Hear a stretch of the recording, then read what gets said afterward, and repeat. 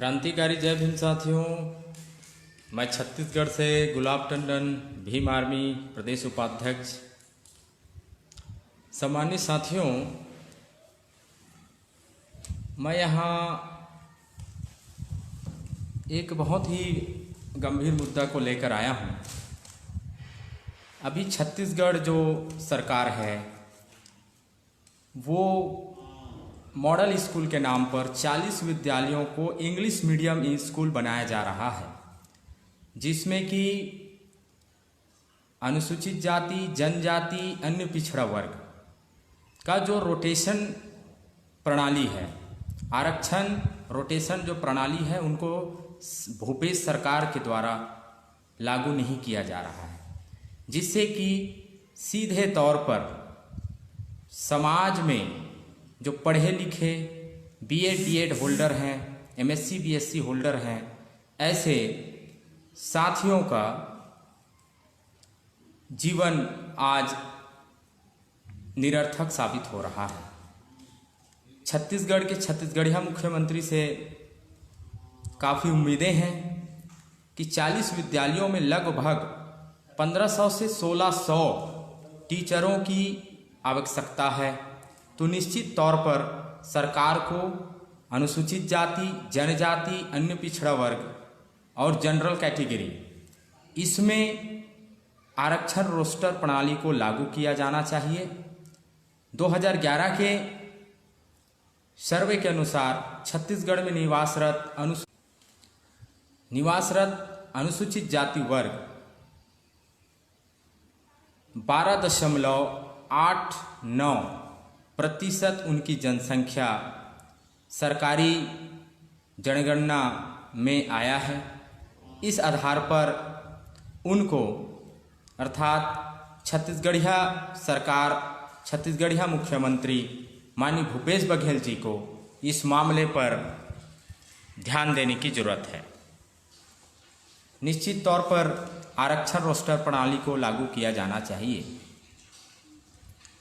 आज जब सरकार बनी तो अन्य पिछड़ा वर्ग को 27%, अनुसूचित जाति वर्ग को 14%, 13% को सिर्फ 1% की बढ़ोतरी की जो बात हुई थी, माननीय उच्च न्यायालय बिलासपुर छत्तीसगढ़ हाई कोर्ट ने इस मामले को निकृष्ट कर दिया। क्यों किया गया?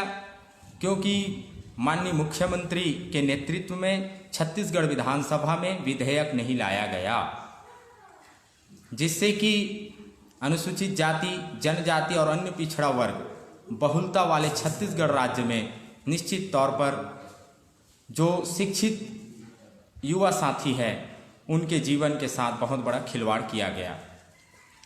और आज भी इस एपिडेमिक सिचुएशन में, कोरोना काल में, छत्तीसगढ़ सरकार द्वारा 40 विद्यालयों को मॉडल स्कूल के नाम पर इंग्लिश माध्यम से जो डेवलप किया जा रहा है, उसमें लगभग 1500 से 1600 टीचरों की भर्ती, शिक्षकों की भर्ती अनिवार्य तौर से किया जाएगा, जिसमें कि आरक्षण रोस्टर प्रणाली को लागू नहीं किया जा रहा है। इसलिए तमाम सामाजिक संगठन, तमाम बुद्धिजीवी, पक्ष और विपक्ष और साथ ही भीम आर्मी भारत एकता मिशन छत्तीसगढ़ इकाई सरकार से यह अपील करता है कि इस मामले को गौर किया जाए, क्योंकि शिक्षित बेरोजगारों की जिंदगी का, जीवन का सवाल है, उनके प्रतिनिधित्व का सवाल है। और एक बात, आज छत्तीसगढ़ में कोरोना काल के समय में सरकार की जो रीति नीति है वो समझ से परे है। कोरोना काल में आप शराब भट्टी को चालू करते हैं, शिक्षित बेरोजगारों के लिए कोई आपके पास योजना नहीं दिखाई देती है। 27% आरक्षण जो अन्य पिछड़ा वर्ग को मिलना था उसको भी हाई कोर्ट में काट दिया गया, और जो अरुण शुक्ला जी, जिन्होंने याचिका Bilaspur high court, Chhattisgarh high court में लगाया था, उसको आपने प्रमोशन दे दिया। तो ये सब बहुत सारी ऐसी बातें हैं जो माननीय छत्तीसगढ़िया मुख्यमंत्री को यहाँ के शिक्षित बेरोजगार युवा साथियों के भविष्य को देखते हुए गंभीरता की जरूरत लाने की, हमारे समाज विकास हो सके। है नया छत्तीसगढ़ राज्य का स्थापना हुआ। गुरु महापुरुषों, हमारे क्रांतिकारी पुरखों, बुजुर्गों ने जो कल क्षमता, स्वतंत्रता, न्याय और बंधुत्व का जो महान लोकतांत्रिक व्यवस्था है वो लागू होगा, लेकिन आज छत्तीसगढ़ राज्य में वह दिखाई नहीं देता है। क्यों नहीं दिखाई देता है? इसे कांग्रेस और भारतीय जनता पार्टी की जो सरकारें रही हैं उन्हें आज गौर करने की जरूरत है, क्योंकि आज बड़े पैमाने पर छत्तीसगढ़ में युवाओं में जागरूकता आई है, क्रांतिकारी सोच और बदलाव आया है। ग्लोबलाइजेशन के ज़माने में आज युवा साथी, टेक्नोलॉजी के इस ज़माने में युवा साथी आज अपग्रेड हुए हैं। प्रत्येक प्रश्नों का जवाब युवा साथियों के पास है। सम्मानित साथियों, इस मामले पर बहुत ही गंभीर मामला है यह, क्योंकि सरकारें आती है जाती है, लेकिन सरकारों की सही जो पैमाना होता है वह कोई भी राज्य हो चाहे कोई भी देश हो, जो पढ़े लिखे शिक्षित बेरोजगार हैं उनके सर्वांगीण जो जनप्रतिनिधि हैं उनका यह कि विधानसभा, लोकसभा में इस मामले को उठाया जाना चाहिए, तब कहीं जाकर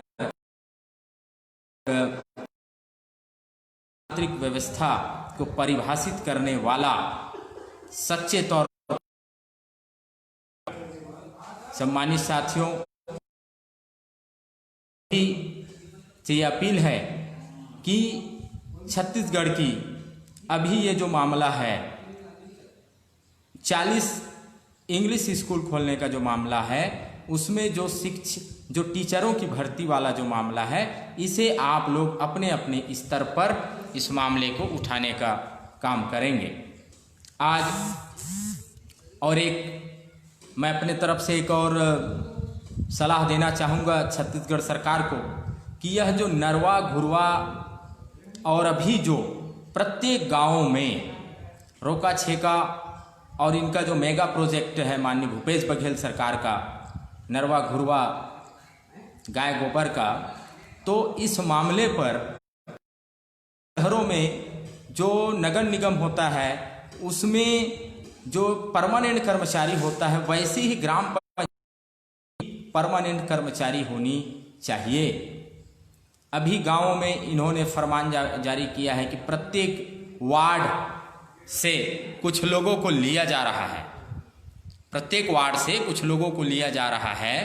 तो यह मैं एक सवाल करता हूं, क्या छत्तीसगढ़ के गांव में रहने वाले जो शोषित पीड़ित वंचित समाज हैं, जो हजारों वर्षों से पिछड़े हैं, हजारों वर्षों से जो पिछड़े हैं तमाम मामलों में, चाहे वो सामाजिक स्तर में हो, चाहे आर्थिक मामले में हो, चाहे शिक्षा के मामले में हो, तो इस मामले में उनका ये मौलिक अधिकार बनता है कि क्या उनके बच्चे,